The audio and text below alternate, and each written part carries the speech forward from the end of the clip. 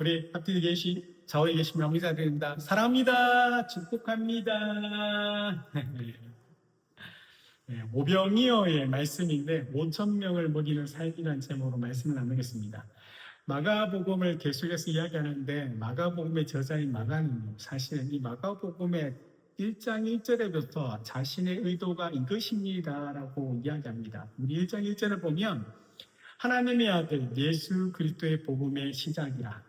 마가는 처음부터 자신이 이야기하고 싶은 것, 또 자신이 가지고 있는 그 패를 우리에게 모두 보여주었습니다. 마가복음 처음부터 끝까지 오직 하나의 질문을 가지고 그 질문의 답을 향하여 나갑니다. 그것은 바로 예수님은 누구이신가?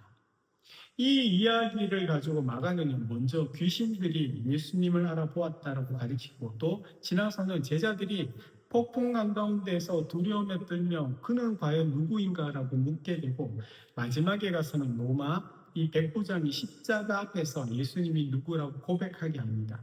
마가는 이러한 질문을 지금 우리 손에 꽉 잡아준 채로 오늘 본문으로 우리를 이끌어갑니다. 그래서 계속해서 묻습니다. 병을 고치는 이분은 누구신가? 귀신을 쫓아내는 이분은 누구신가? 바다도 순종하는 이분은 누구신가? 그리고 오늘 본문에서는 굶주린 백성을 먹이는 참된 목자는 누구신가? 라는 물음을 우리에게 합니다. 마가복음 6장의 이야기를 우리가 잠깐 하면 예수님은 먼저 6장 1절에 보면 12제자를 세상으로 파송합니다. 제자들은 복음을 전했다가 병자를 고치고 귀신을 쫓아내며 돌아옵니다. 오늘 우리가 30절에는 얘기는 사실 이 제자 파송의 결론일 겁니다. 우리 30절 함께 읽겠습니다. 사도들이 예수께 모여 자기들이 행한 것과 가르친 것을 낱낱이 고하니. 이 감격 때문이죠. 자신들의 손을 통하여 하나님의 나라가 나타났기 때문입니다. 귀신들이 쫓겨나고 병자가 낫고 사람들이 예수님께서 가르쳤던 그 말씀을 제자들이 전할 때 동일하게 들었던 겁니다. 그리고 그 이야기 사이에 헤롯의 이야기가 있습니다. 세례 요한이 이제 목베임 당하고 죽는 이야기입니다. 한쪽에는 제자들의 파송 이야기가 있습니다. 그리고 그 사이에 헤롯의 잔치, 그 안에 이 선지자의 죽음이 있습니다. 헤롯의 궁전을 보면요, 풍요롭습니다. 음악이 있고 춤도 있고 술과 권력이 있는 자리입니다. 그러나 그 식탁의 끝에는 무엇이 있습니까? 이 죽음이 있었습니다. 욕망과 체면과 권력욕이 한 사람의 생명을 그렇게 잘라내었습니다. 그런데 그는 우리 성경에서 기록된 중에 여자가 낳은 중에 가장 큰 자라고 예수님께서 말씀하셨던 사람입니다. 헤롯은 왕이지만 백성을 살리는 왕이 아니라 백성을 죽이는 왕이라고 우리에게 보여줍니다. 그리고 그 불안 때문에 그렇게 선지자를 죽였던 겁니다. 자기 자리를 지키기 위하여 진리를 이야기하는 한 사람을 제거했던 겁니다. 반면에 오늘 읽었던 우리 예수님은 어디에 계십니까? 궁전이 아니죠. 빈들이 있습니다. 이 빈들이라는 곳은 광야입니다. 광야는 아무것도 없는 곳입니다. 그런데 아무것도 없는 이 광야에서 예수님은 백성을 먹이신답니다. 헤롯의 식탁은 죽음을 이렇게 낳았지만 예수님의 식탁은 생명을 낳습니다. 마가는 그래서 우리에게 묻는 겁니다. 진짜 왕은 누구인가? 그리고 참된 목자는 누구인가? 이 이야기의 핵심되는 이야기는 34절이라고 생각합니다. 우리 34절 함께 읽겠습니다. 예수께서 나오사 큰 무리를 보시고 그 목자 없는 양 같음으로 인하여 불쌍히 여기사 이에 여러 가지로 가르치시더라. 아멘. 이 불쌍히 여겼다라는 이 헬라어 말은 스플랑크 리조마이란 말인데, 이것은 단순히 그들이 그냥 불쌍히 그런 감정의 표현이 아닙니다. 이 헬라어는 우리 창자 있지 않습니까? 이 창자가 끊어질 듯한 고통 가운데 있는 것을 의미합니다. 그래서 예수님은요, 그 무리를 보고 우리 창자뿐만 이 내장이 전부 다 고통당하고 끊어지고 꼬인 같은 그 고통 가운데서 아파하셨던 겁니다. 왜냐하면 그 백성들이 목자가 없다라고 말씀합니다.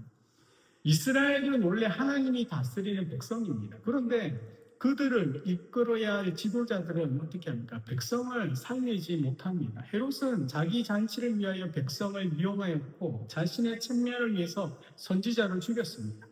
종교 지도자들은 어떻습니까? 율법을 통하여 백성을 짓눌렀고 자신의 의만 자랑했습니다. 그런데 예수님은 굶주린 백성을 보시고 그들을 먹입니다. 이것은 단순한 그 배고픔의 문제를 해결하는 것이 아닙니다. 구약에서 하나님께서 이스라엘 백성들이 광야에 있을 때 만나를 내려주셨던 것처럼 그 사건을 이 광야, 아무것도 없는 빈들에서 예수님께서 행하셨던 겁니다. 그래서 마가는 그 예수님은 누구인가라고 이야기할 때 이스라엘 백성들을 애굽에서 인도했던 모세를 떠올리게 합니다. 그래서 예수님이 이 시대의 새로운 출애굽의 목자라는 겁니다. 광야에서 자기 백성을 먹이시는 바로 하나님이 바로 예수님이라는 것을 이야기합니다. 그런데 재밌는 것은요, 그 사건이 그곳에서 끝나지 않더라는 겁니다. 예수님께서 이 오병이어의 기적을 일으키는 이 자리에 누구와 함께 하시는가 합니다. 누구입니까? 바로 제자들이죠. 제자들은 지금 6장에 전도 파송을 나갔다가 30절에 돌아왔습니다. 그리고 예수님은 돌아오자마자 이 제자들에게 31절을 이렇게 이야기합니다. 우리 함께 읽겠습니다. 이르시되 너희는 따로 한적한 곳에 가서 잠깐 쉬어라 하시니 이는 오고 가는 사람이 많아 음식 먹을 겨를도 없음이라. 아멘. 사실 제자들 입장을 보면 전도여행의 놀라운 일들을 경험하였고 그들이 행하였지만 사실 피곤하지 않겠습니까? 힘든 시간이었거든요. 그런데 돌아와서 그들이 이야기를 듣고 주님께서 제자들에게 했던 말들은요, 따뜻한 한적한 곳에 쉬어라는 겁니다. 왜냐하면 제자들의 그 피곤함을 주님은 아셨기 때문입니다. 사역이라고 이야기하는 하나님의 일은 사실 사람을 소모시키는 일들이 있습니다. 복음을 전하는 것은요, 분명히 영광스러운 일입니다. 우리가 복음을 살아내는 것은 정말 아름다운 열매가 있는 겁니다. 그러나 동시에 에너지가 들어가게 됩니다. 지치게 합니다. 그래서 예수님은 제자들을 쉬게 합니다. 쉼이 없는 믿음. 쉼은 사실 믿음 없는 것이 아닙니다. 쉼도 하나님의 은혜의 시간입니다. 그런데 사람들이 예수님보다 먼저 달려옵니다. 우리 33절 함께 읽겠습니다. 그들이 가는 것을 보고 많은 사람이 그들인 줄 안지라 모든 고을로부터 도보로 그곳에 달려와 그들보다 먼저 갔더라. 수많은 무리가 다시 한번 예수님께 몰려옵니다. 그래서 예수님은 쉬려고 했던 계획을 잠시 미룹니다. 왜냐하면 이 무리들을 보면서 목자 없는 양같이 그들을 긍휼히 여겼기 때문입니다. 이 장면은 나중에 십자가로 연결됩니다. 예수님은 결국 자신의 쉼을 포기합니다. 그리고 나중에는 자신의 생명까지 내어주십니다. 백성을 살리기 위하여 자신을 떼어주셨던 겁니다. 이 빈들의 식사는 결국에는 나중에 마지막 만찬으로 이어집니다. 예수님은 이 무리들을 앉게 하시고 떡을 떼어가지고 축사하시며 제자들에게 주셨습니다. 우리 마가복음 6장 41절 함께 읽겠습니다. 예수께서 떡 5개와 물고기 2마리를 가지사 하늘을 우러러 축사하시고 떡을 떼어 제자들에게 주어 사람들에게 나누어 주게 하시고 또 물고기 2마리도 모든 사람에게 나누시매. 그런데 이 표현은요, 나중에 마가복음 14장 22절에 이렇게 기록됩니다. 함께 읽겠습니다. 그들이 먹을 때 예수께서 떡을 가지사 축복하시고 떼어 제자들에게 주시며 이르시되 받으라 이것은 내 몸이니라 하시고. 아멘. 이 우리가 읽었던 이 6장 41절과 14장 22절은 비슷한 이야기입니다. 떡을 가지고 축사하고 떼어시고 주셨다는 겁니다. 그래서 이 이야기는 단순한 식사에 대한 이야기 아닙니다. 예수님 자신을 보여주는 표적입니다. 기적은 놀라운 일이라지만 표적은요, 그 표적을 통하여 무엇을 의도하고 누군가를 가르치는 화살표 같은 것이라고 성경 우리에게 이야기합니다. 그래서 이 예수님은 자신을 띄워주는 표적을 통하여 막아냅니다. 오병이의 이 이야기가 단순한 기적이 아닌 십자가를 향한 예수님께서 긍휼히 여기시고 불쌍히 여기고 목자 없이 당하는 우리들에게 자신을 내어주는 그 사건의 예표라는 것을 이야기하는 겁니다. 그래서 이 사건이 있고 난 뒤에 시간이 지나 훗날에 제자들이 깨닫게 되는 거죠. 아, 주님이 그때 떼어주신 것은 단순한 떡이 아니라 예수님의 자기 몸이었다라는 것을 깨닫게 됩니다. 그리고 십자가 이후에 우리 또한 알게 되지 않습니까? 예수님을 먹고 마시는 자만이 영생을 얻고 영원히 산다는 사실입니다. 그분의 살과 피가 우리를 살린 겁니다. 죄에서 모임받게 합니다. 상체에서 회복되게 합니다. 죽음에서 생명으로 옮겨지게 했던 겁니다. 그런데 이 이야기에서 우리 편에 제자들에 대해서 가장 충격적인 말씀은 사실 37절이 이것입니다. 너희가 먹을 것을 주라는 주님의 말씀입니다. 예수님의 말씀에 제자들은 굉장히 당황합니다. 왜냐하면 그들의 계산으로는 불가능했기 때문입니다. 마지막에 기록된 것처럼 5천 명입니다. 가진 것은 떡 5개와 물고기 2마리뿐입니다. 턱없이 부족한 것이죠. 우리 36절 함께 읽겠습니다. 무리를 보내어 두루 총과 마을로 가서 무엇을 사 먹게 하옵소서. 이것은 합리적인 제안입니다. 제자들 편에서뿐만 아니라 모든 사람이 생각할 수 있는 가장 기본적인 말입니다. 그러나 예수님은 이 말 뒤에 너희가 먹을 것을 주라고 말씀하셨던 겁니다. 제자들은 전도 여행 이미 기적을 경험한 사람들이지 않습니까? 자신들이 기적을 행하지만 동시에 자신 또한 기적을 경험했던 사람들입니다. 예수님께 권능을 받아 귀신을 쫓아내었고 병자를 고쳤습니다. 그런데 지금은 다시 한번 자신들이 가지고 있는 것들을 계산해서 200데나리온의 떡을 사다 먹일까라고 말을 합니다. 이 200데나리온은 사실 노동자의 200일치의 품삯입니다. 결국 작은 돈이 아닙니다. 이 제자들이 전도의 여행 때 하나님만을 의지하고 주님의 말씀에 따라 했을 때 일어났던 그 모든 시간들을 경험했음에도 불구하고 지금 다시 이 수많은 사람들이 배고파함을 있을 때 그들은 눈이 지금 주님을 보는 것이 아니라 그들이 가지고 있는 상식적인 것, 돈에 다시 고정되어 있습니다. 당연한 거겠죠. 그 놀라운 기적 같은 일들을 한번 경험했다 할지라도 우리의 믿음이 온전하게 성숙되지 않다는 거죠. 믿음은 한 번의 체험으로 절대 완성되지 않습니다. 끊임없이 한 걸음 한 걸음 주님께서 걸어가셨던 길을 걸어가다가 어느 순간에 주님을 닮아가는 것이지 한 번 믿음, 한 번 기적 같은 놀라운 일들을 경험했다고 해서 우리가 단번에 열매 맺는 주님의 제자 같은 삶을 살아내지 않는다는 겁니다. 믿음이 자란다는 말은 무엇이겠습니까? 내 손에 가지고 있던 모든 삶에서 이제는 예수님이 누구인지를 보는 삶으로 바뀌는 겁니다. 그래서 제자들이 전도 여행 때 주님의 말씀에 의지하여 긴가민가 하지만 말씀을 선포했을 때 귀신이 쫓아가고 그렇게 병자가 나아온 겁니다. 제자들은 이렇게 우리에게 지금 떡이 없습니다라고 말합니다. 그런데 예수님은 제자들에게 내가 누구인지 보라고 이야기합니다.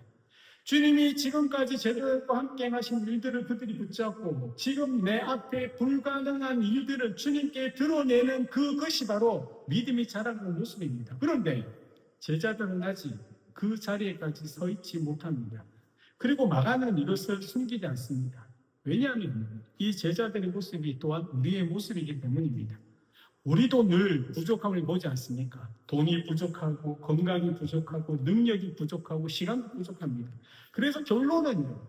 많은 것들이 부족하다고 우리가 이야기하지만 결론은 그래서 나는 할 수 없다입니다. 그러나 그런 우리에게 예수님은 다시 한번 말씀합니다. 너희가 먹을 것을 주라. 이 말씀은 단순히 우리의 모든 것을 팔아 가난하고 약한 자를 섬기라고 하는 말씀이 아닙니다. 이 주님께서 너희가 먹을 것을 주라는 말씀은 세상을 향하여 예수 그리스도를 나누어 주라는 말씀입니다.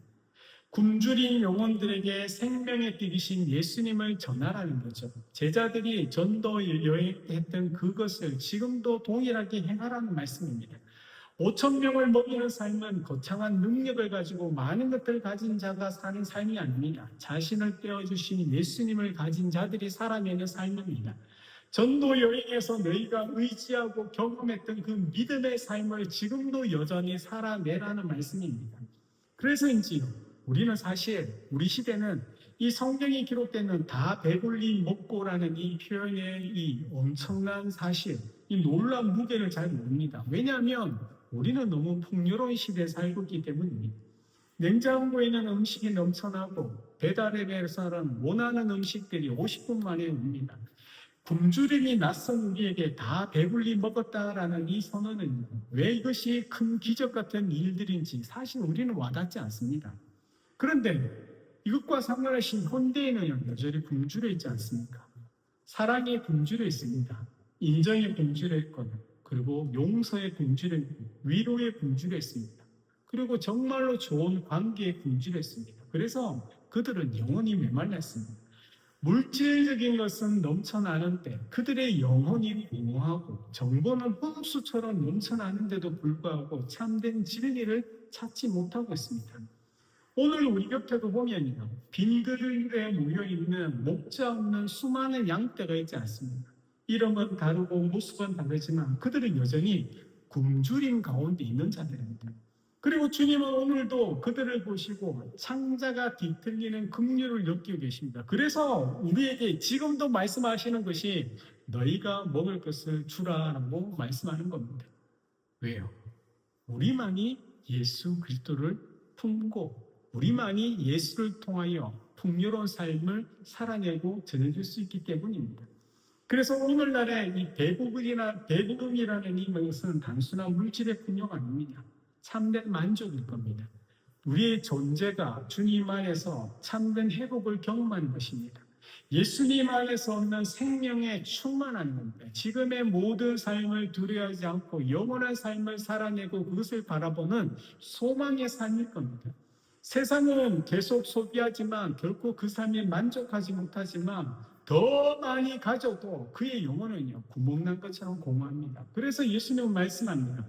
요한복음 6장 35절 우리 함께 읽겠습니다.